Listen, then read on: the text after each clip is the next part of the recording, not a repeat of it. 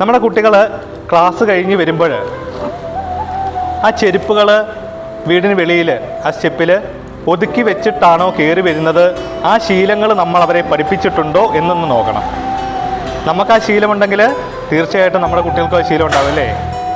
സാധാരണ എന്താ സംഭവിക്കുക, വെള്ളിയാഴ്ച വരുന്നു, ചെരുപ്പ് ഷൂ ഒക്കെ അവിടെ ഇടുന്നു, തിങ്കളാഴ്ച രാവിലെ 8 മണി നമ്മൾ ഒരുങ്ങിയിട്ട് തപ്പുവാണ്. ഒരു ചെരുപ്പ് കിട്ടി, ബാക്കി എവിടെയാണ്? ബാക്കി ചിലപ്പോൾ കട്ടിലിൻ്റെ അടിയിലായിരിക്കും, മറ്റെവിടെയെങ്കിലും ആയിരിക്കും. അപ്പോൾ ആ ശീലങ്ങൾ നമ്മൾ കുട്ടികളെ ഒന്ന് പഠിപ്പിച്ചെടുക്കണം.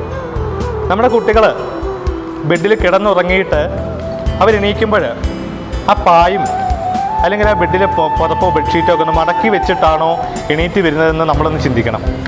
ആ ശീലങ്ങൾ നമ്മൾ ശീലിച്ചിട്ട് അത് കുട്ടികൾക്ക് പറഞ്ഞു കൊടുത്തിട്ടുണ്ടോ എന്നൊന്ന് എല്ലാവരും ഒന്ന് നോക്കണം.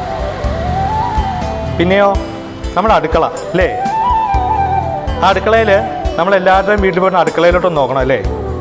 അടുക്കളയിൽ ചിലന്തി വലകൾ കാണും, പാറ്റ കാണും, നല്ല ലോകത്തുള്ള എല്ലാ സാധനങ്ങളും അതിൻ്റെ അകത്ത് കാണും അല്ലേ. നമ്മുടെ അടുക്കള നല്ല ഭംഗിയായിട്ടാണ് ഇട്ടേക്കുന്നതെന്ന് നോക്കണം. അത് കണ്ടാണ് നമ്മുടെ കുട്ടികൾ പഠിക്കുന്നത്. പിന്നീട് എന്താണ്, നമ്മുടെ ബാത്റൂം അല്ലേ, ശുചിമുറി, അതും ഒന്ന് നോക്കണം, നല്ല ഭംഗിയായിട്ടാണ് ഇട്ടേക്കുന്നത്. നമ്മുടെ കുട്ടികൾക്ക് ഇത് പകർന്നു കൊടുത്തിട്ടുണ്ടോ എന്ന് ഓരോ മാതാപിതാക്കളും ചിന്തിക്കണം അല്ലേ. മഹാഭാരതം അറിയോ എല്ലാവർക്കും? മഹാഭാരതം പണ്ടൊക്കെ ഞങ്ങളൊക്കെ ചെറുപ്പത്തിൽ ബാലരമയിലൊക്കെ മഹാഭാരതം കഥകളുണ്ടായിരുന്നു. ഇപ്പം മഹാഭാരതം ഫോണിലും കാർട്ടൂണായിട്ടും എല്ലാം കാണാൻ പറ്റുമല്ലേ. മഹാഭാരതം ആരുടെ കഥയാണ് ഒന്ന് പറയാമോ? ആരുടെ കഥയാണ് മഹാഭാരതം എന്ന് പറയുന്നത്? പറഞ്ഞോ, അറിയുള്ളവർ പറഞ്ഞോ അല്ലേ. അർജുനൻ്റെ കഥയാണ്, പഞ്ചപാണ്ഡവരുടെയാണ്, ശ്രീകൃഷ്ണൻ്റെയാണ്, എന്നെല്ലാം ഉണ്ടാവില്ലേ. അപ്പം നമ്മൾ ചിന്തിക്കാതെ പോകുന്നൊരു കാര്യമുണ്ട്. അതിലേറ്റവും പ്രാധാന്യമുള്ളൊരു നായികയുണ്ട്, കുന്തിദേവി എന്നാണ് പറയുക. ആ കുന്തിദേവിയുടെ കഥയാണ് സത്യത്തിൽ മഹാഭാരതം എന്ന് പറയുന്നത്. ഒരിക്കൽ എല്ലാം ദുർവാസാവ് മഹർഷിയെ പറ്റി കേട്ടിട്ടുണ്ടോ?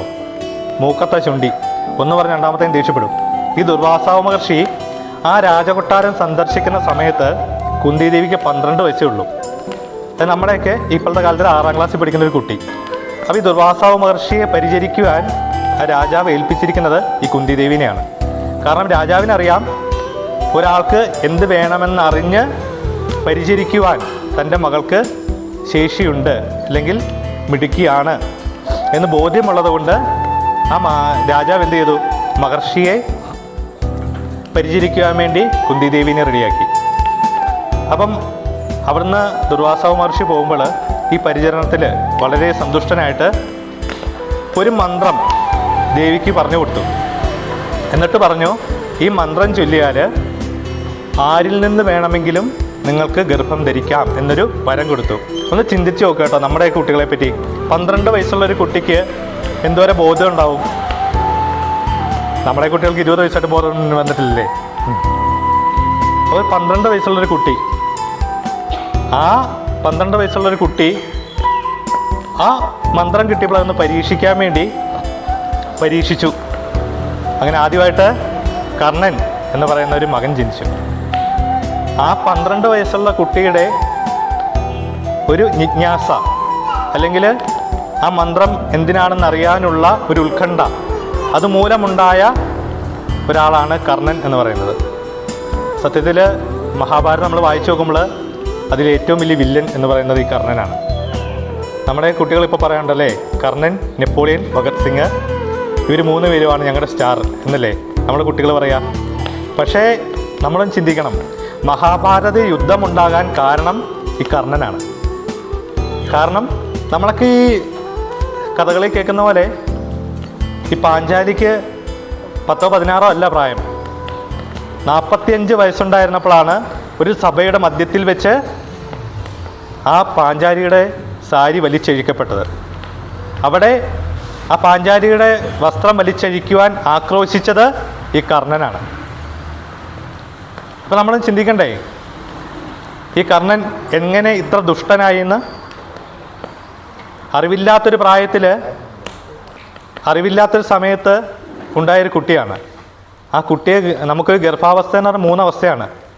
ആ ഗർഭം ധരിക്കുന്ന അവസ്ഥ, പിന്നീട് വയറ്റിൽ കുഞ്ഞുണ്ടായിരിക്കുന്ന അവസ്ഥ, ആ കുഞ്ഞ് പുറത്തേക്ക് വരുന്ന അവസ്ഥ. ഈ 3 അവസ്ഥയിലും കുന്തിയുടെ ഉള്ളിൽ സങ്കടങ്ങളും ദുഃഖങ്ങളും ആശങ്കകളും മാത്രമായിരുന്നു. അതുകൊണ്ട് ആ സമയത്ത് ജനിച്ചതിനാലാണ് ആ കുട്ടികളിൽ, അല്ലെങ്കിൽ ആ കർണൻ എന്ന് പറഞ്ഞ കുട്ടി ഇത്രയ്ക്കും നികൃഷ്ടനും ക്രൂരനും ഒക്കെ ആയിട്ട് മാറിയത്. ആ അറിവില്ലാത്ത പ്രായത്തിൽ ആ കുന്തിദേവിക്ക് കിട്ടിയ മന്ത്രം പോലെയാണ് നമ്മുടെ കുട്ടികൾക്ക് നമ്മളിപ്പോൾ മൊബൈൽ ഫോണൊക്കെ കൊടുക്കുന്നത് അല്ലേ. ഞാൻ കഴിഞ്ഞിടയ്ക്ക് ഒരു വീട്ടിൽ പോയപ്പോൾ കണ്ടു, 3 വയസ്സുള്ളൊരു കൊച്ച്.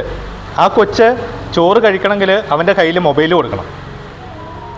നമ്മുടെ എല്ലാം കുട്ടികൾക്കുണ്ടോ അല്ലേ മൊബൈല്? നമുക്ക് യാതൊരു നിയന്ത്രണങ്ങളുണ്ടോ? ഇല്ല. നമ്മുടെ കുട്ടികൾക്ക് ഇൻസ്റ്റാഗ്രാമൊക്കെ ഉണ്ടല്ലേ. നമ്മൾ ഇൻസ്റ്റാഗ്രാമിൽ നമ്മുടെ പെൺകുട്ടികൾ, പ്രത്യേകിച്ച് നമ്മുടെ പെൺകുട്ടികൾ എടുത്ത് കളിച്ചുകൊണ്ടിരിക്കുമ്പോൾ ഇങ്ങോട്ട് ഹായ് വരും. അപ്പോൾ നമ്മളിങ്ങോട്ട് തിരിച്ചങ്ങോട്ട് ഹായ് അയക്കും. പിന്നെ കുറച്ച് കഴിയുമ്പോൾ ഗുഡ് മോർണിംഗ് വരും, നമ്മൾ തിരിച്ചൊരു ഗുഡ് മോർണിംഗ് അയക്കും. പിന്നെ കുറച്ച് ദിവസം കഴിയുമ്പോൾ എന്ത് സംഭവിക്കും? ഒരു പരിചയമില്ലാത്ത ഒരാൾ ഒരു ബൈക്കും കൊണ്ട് വരുന്നു, അതിൽ കയറുന്നു, പോകുന്നു. ചോദിച്ചാൽ കല്യാണമാണ്, കല്യാണം കഴിഞ്ഞു അല്ലേ. അപ്പം അറിവില്ലാത്ത പ്രായമാണ് നമ്മുടെ കുട്ടികളുടേത്.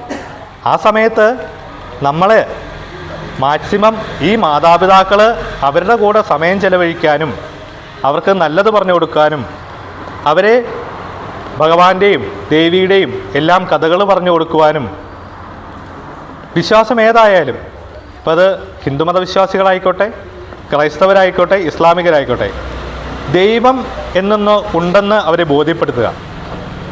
നമ്മൾക്ക് ഈ കാണുന്ന ശ്രീകോവിലിരിക്കുന്ന മാത്രമല്ല ദൈവം, നമ്മുടെ ചുറ്റിലുമുണ്ട്. നമ്മൾ തെറ്റ് ചെയ്യുമ്പോൾ നമ്മുടെ കൂടെ നിന്ന് കാണുന്നുണ്ട്. നമ്മുടെ ഇവിടെ ഇരിക്കുന്ന എല്ലാവർക്കും കല്ലമ്പലത്തമ്മയെ ഭയങ്കര ഇഷ്ടമല്ലേ? അല്ലേ? ആണെന്ന് പറയാത്ത എന്താ? ഒന്ന് ഉറക്കെ പറഞ്ഞേ. ദേവി അകത്തിൻ്റെ കേൾക്കണം. ഇഷ്ടമല്ലേ? ആ കേട്ടോ? കേട്ടിട്ടില്ല? ഒന്നുകൂടെ പറഞ്ഞേ. ആ, അപ്പോൾ ആ ദേവി നമ്മുടെ കൂടെ ഇല്ലേ? ഉണ്ടോ? അപ്പോൾ കൂടെ വരണമെങ്കിൽ എന്ത് ചെയ്യണം? നമുക്ക് സമയം കിട്ടുമ്പോഴെല്ലാം ക്ഷേത്രത്തിൽ വന്ന് പ്രാർത്ഥിക്കണം. കൂടാതെ നമ്മൾ വീട്ടിലിരിക്കുമ്പോൾ, നമ്മൾ വൈകിട്ട് നാമം ജപിക്കുമ്പോൾ ഒരു നിമിഷം നമ്മുടെ കല്ലമ്പലത്തെ ദേവീനെ, ആ ദേവിയുടെ രൂപം, ആ ദേവി നമ്മളെ നോക്കി പുഞ്ചിരിക്കുന്ന ആ രൂപം, സർവ്വാലങ്കാരഭൂഷിതയായിട്ട് ഇരിക്കുന്ന ആ രൂപം ഒന്ന് സങ്കല്പിച്ച് എല്ലാവരും പ്രാർത്ഥിക്കണം. പ്രാർത്ഥിക്കുമോ? പ്രാർത്ഥിക്കുന്നുള്ളൊരു കൈവക്കിക്കേ. ഇന്ന് പോലെ 41 ദിവസം എന്നും വൈകിട്ട് കല്ലമ്പലത്തമ്മേനെ മനസ്സിൽ ധ്യാനിക്കുന്നുള്ളൊരു കൈവക്കിയേ. കലണ്ടർ എഴുതി വെക്കണം കേട്ടോ. 41 ദിവസം. പലരുടെയും കൈ പൊങ്ങണില്ല.